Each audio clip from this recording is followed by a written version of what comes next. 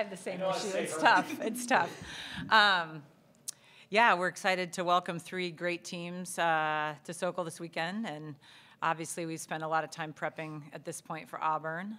But I think, they're a great team and a young team. Brent's done a great job building. And then obviously very familiar with South Dakota. Leanne's a good friend, a phenomenal coach, and I think that's going to be a great match. Houston's had a really remarkable year and doing a lot of great things. So we're excited, and it's about us, playing hopefully our best volleyball, and I think we're in a good place mentally and physically, and excited for the opportunity. Do you guys watch Auburn players? We watched film, yeah. Okay. Obviously, they're a really big team. Not something you haven't faced before, but they're still just different the way they're built. What's the key to kind of playing well against a team that has that much size, especially than that?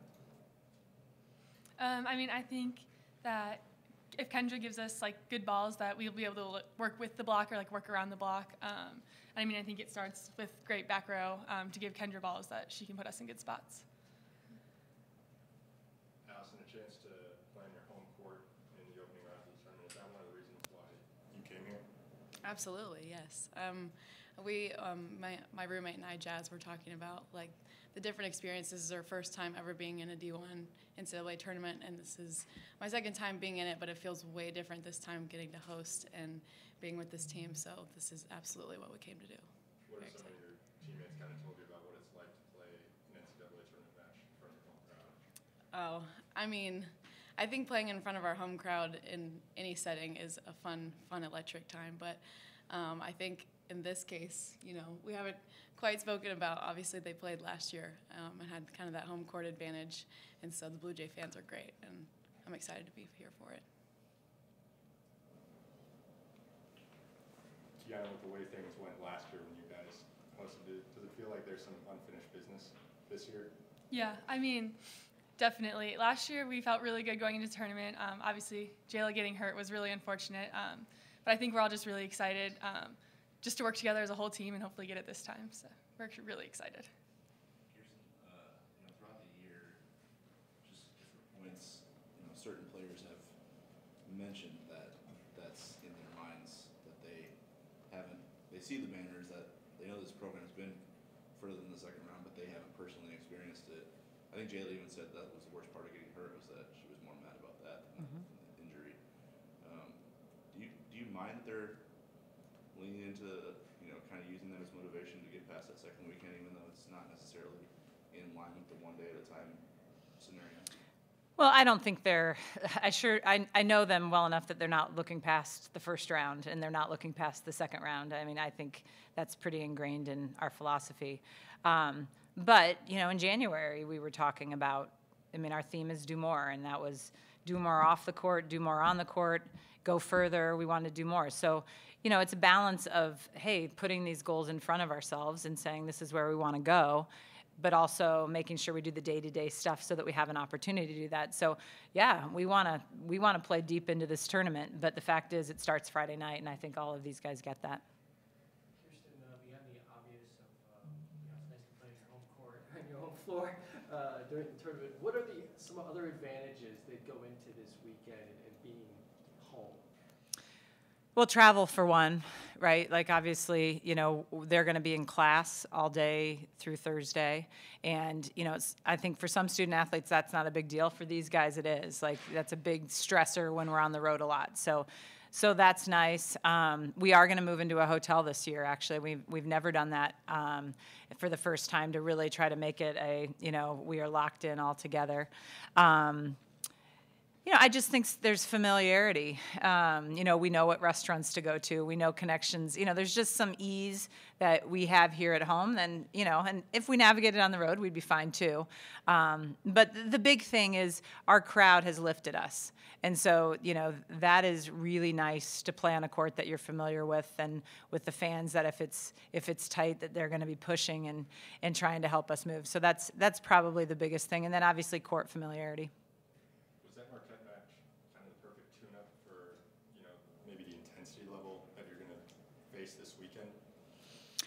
I think the Marquette match, both of them were really important for us. I think the loss, even when it happened, the coaching staff said, like, if we go and lose to Xavier, it's a really bad thing. If we can go and play well against Xavier and either beat Marquette or play a great match, it could be a really good thing. And, thankfully, those are the things that happened.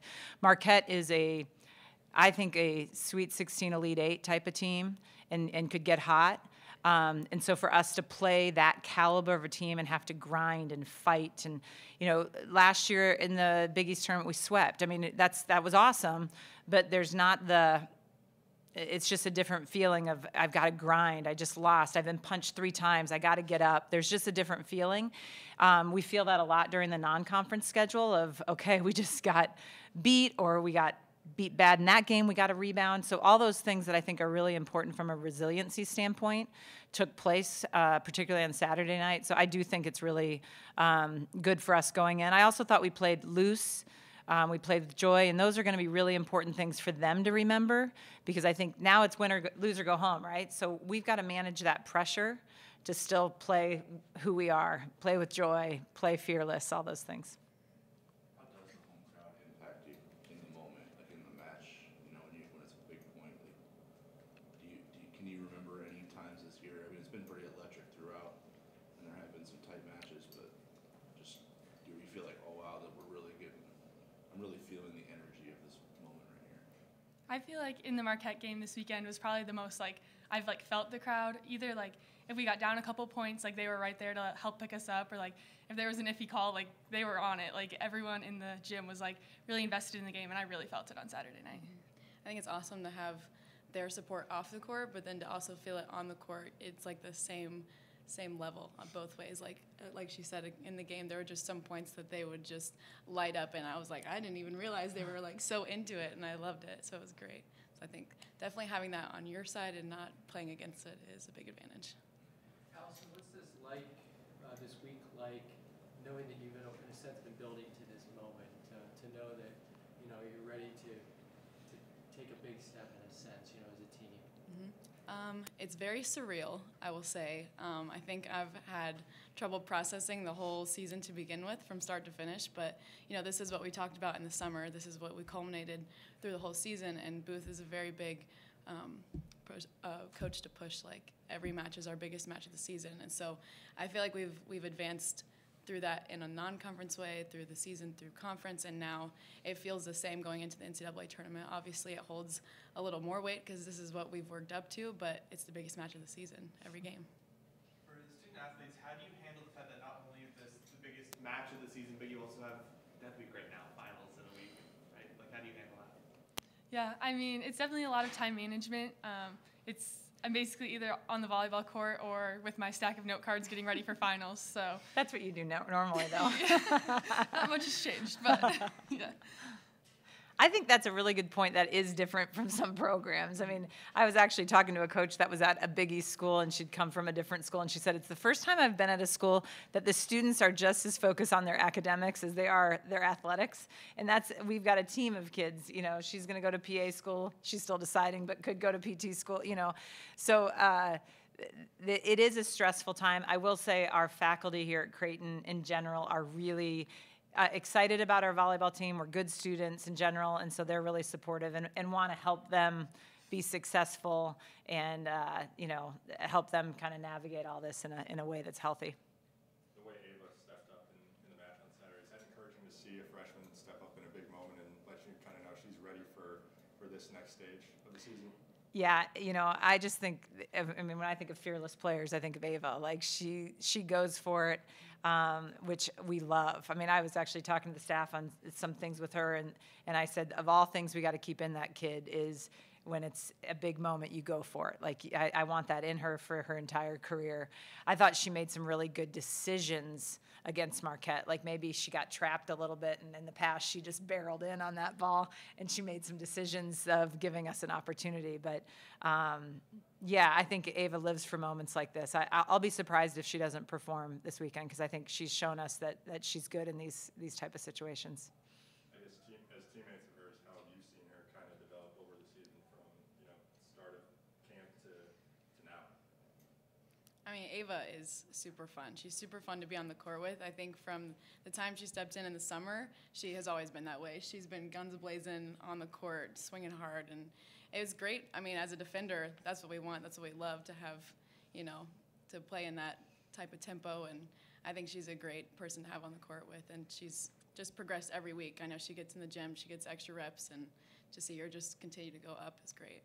Yeah, she's a lot of fun to play with. She's a great teammate, and she's also really funny at practice. I mean, they keep saying she gets better, but like she asks 70 questions every single practice. True. Like, she's always wanting to learn, and I think you can see that on the court. So it's great.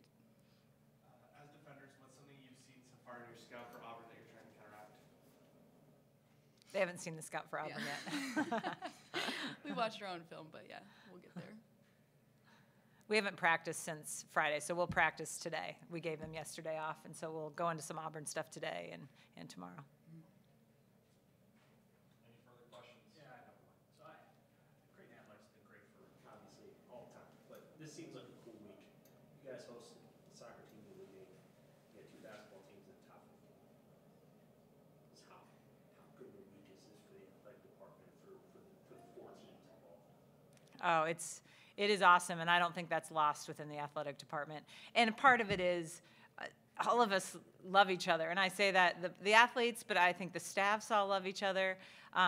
You know, you just can't pick better people than Mac and Flan and Johnny. And to see all the teams doing well, it's a blast, and I think the athletes feel the same way. So hopefully we'll have a good week, and it'll start on Thursday in Austin.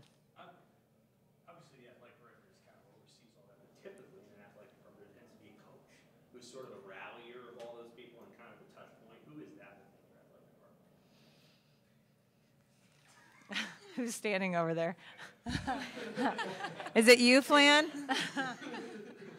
I don't know right now who it is. That's a good question. I don't know if there's a touch point person. I think the commonality with all 4 of these programs is we've all been here a long time, and so we have relationships beyond just coaching relationships. You know, we're friends, and so I think, you know, the text messages that go between all of us is fun and engaging, and that makes it fun that you're rooting for them on a personal level beyond just, obviously we want Creighton to be successful, but, you know, we want them to be successful. But I don't like to say nice things about Flan with him in the area. Time for one more question if there is one for Coach Booth. All right. Thanks, guys. Thank you.